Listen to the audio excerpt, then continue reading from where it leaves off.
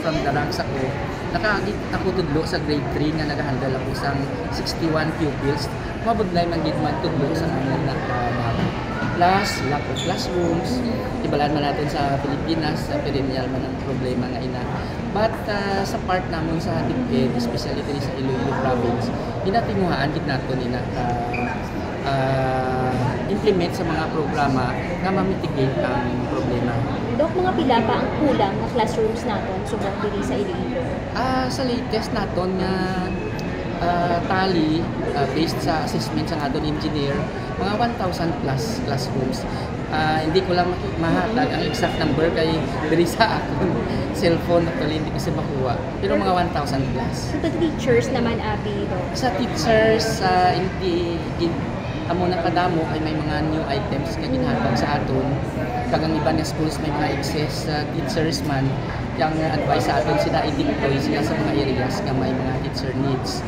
Mga more or less 600 plus teachers. Dok, ang average abi sang number naton, ratio sa teachers and students? Nasa 1:50 to 60 siya. One teacher, 50 to 60 pupils or students. So still ara gyapon ang lack of teachers or personnel? Ara gyapon ang teacher needs. That's why sa pila naton kadalagko nga mga national high schools may nag-implement kita sang shifting of classes. Pero sang Iloilo National High School, Oton National High School, Pavian National High School, mga 3 shifts sila. Shift 1, shift 2, shift 3.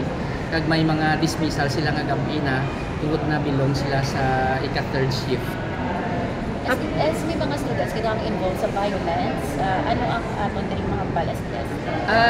Tungod sa kadamo sa aton mga kabataan kag sa ka-diverse ang ginahalinan nilang mga panimalay, hindi gid man malikawan kung kaysa nga may mga amo gid man sila ang mga sitwasyon. Pero sa subong isa lang gid ma-reported nang batian nyo naman siguro sa San Joaquin School of Fisheries, pero they could be counted in the fingers of one hand. Kagang ginahimo naton constant lang or continuous lang ang aton orientation sa parents, ang pagpalapit naton sa aton mga partner agencies like the SWD kag Philippine National Police para mabuligan kita nga ma-handle ang mga bagay nga ina. Sir, background lang sir, paano niyang pag-implement sa POC, sir, ang actual bala sir sa mga students? Actually, ang nag-implement siya ang Department of Education man. Ang concept lang sa POC is the empowerment of the local chief executives. Ang tipo gani kay Assistant Regional Director. Actually, it's baton handling. On baton holding, I mean, on the part of our LCEs, mga mayors. So sila lang nag-uyat sa renda, sa implementation sa mga activities. Amo man lang ina ang concept sa POC actually, but ang implementing arm niya is still the Department of Education. As pa sa question nga, sa magulang sa classrooms, anong ginagawa natin?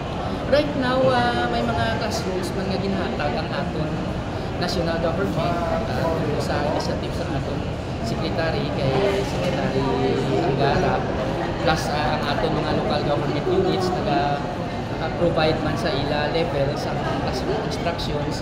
Lately, or sa subong aton Palangga Governor, nagahatag man sa mga classrooms, plus nagduga pagit sila subong sa mga makeshift classrooms.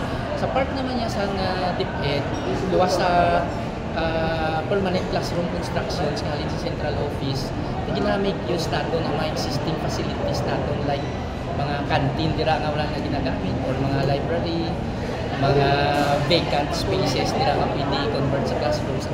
Ano na ang ating pinahimo sa level sa Dok, on sa per topic, sa Antique may mass casualty.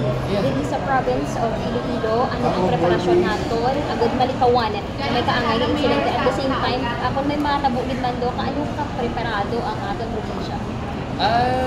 Strengthened ang aton DRRM diri sa Schools Division of Iloilo Province.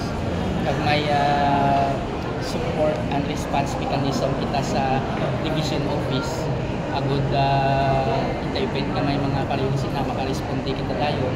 That's also in cooperation with other national government agencies like PNP, Bureau of Fire Protection, Department of Health.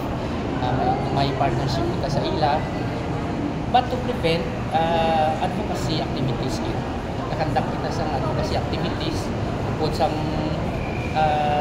information dissemination naton against illegal drugs. Pinasulot naton ang topic about tira and how to handle our students agad ma-prevent man tong siling ni ma'am kay nabalang violence, malikaw na atong mga kabataan dira. Tungod amo man lang gid na ang pwede tungkol sa Department of Education. More on advocacy activities. So nakit diri ang pag-intensify natin sa DRRM Council sulod sa school. Yes, ma'am, kay may invited kita nga DRRM coordinators by school, may governance level sila sa district, kag may sa division office. Siguro, paano upload na POC, paano na siya ginapili ang students? Hindi ako Sa record. Off the record.